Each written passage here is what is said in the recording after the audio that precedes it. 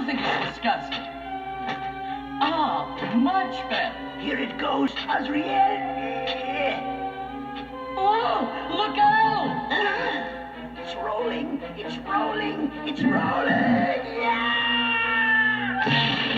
In all my days, I never heard a cave-in scream. Only a few hours to sundown. We'd best be hurrying.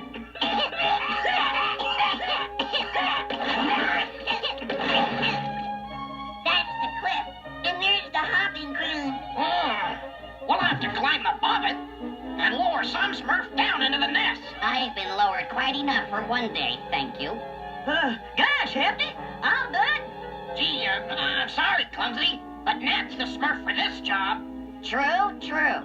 Remember, Papa Smurf did say that Nat Smurf is the only one who can persuade the crane to give us one of its tail feathers.